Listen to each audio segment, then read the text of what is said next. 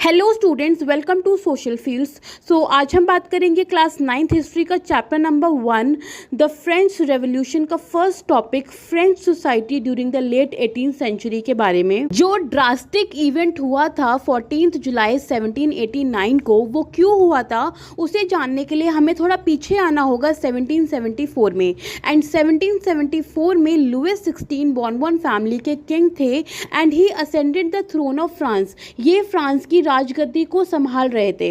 And he was 20 years old and married to the Austrian princess Maria Antoinette। जब 1774 में Louis 16 king बनता है तो उसे एम्प्टी ट्रेजरी मिलती है, एक खाली तिजोरी मिलती है। So the question here is, what are the reason for the empty treasury? Number one reason is long year of war had drained the financial resource of France. So एक 7 year of war हुई थी between the France and the Britain, जिसमें France का पैसा drain हुआ है। And the second reason is the cost of maintaining an extravagant court at the immense palace of Versailles।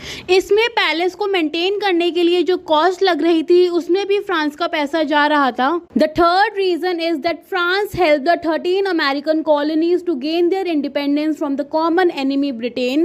France ने 13 American colonies की help करी कि वो ब्रिटेन से इंडिपेंडेंस गेन कर ले, और इसमें भी फ्रांस का पैसा चला गया। Now the fourth reason here is the war added more than a billion livre to a debt that had already risen to more than 2 billion livre।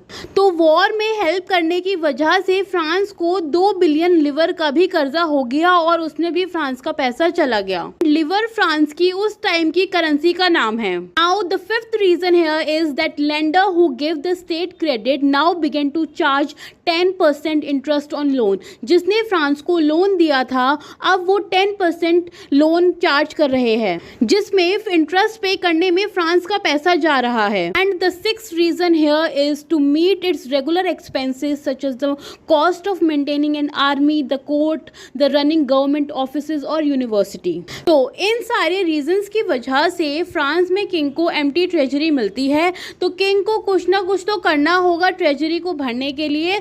तो the king was force to increase the tax. अब tax को increase करने की वजह से ही France में revolution होता है। तो ऐसा क्यों होता है इसे जानने के लिए हमें फ्रांस की सोसाइटी को जानना होगा।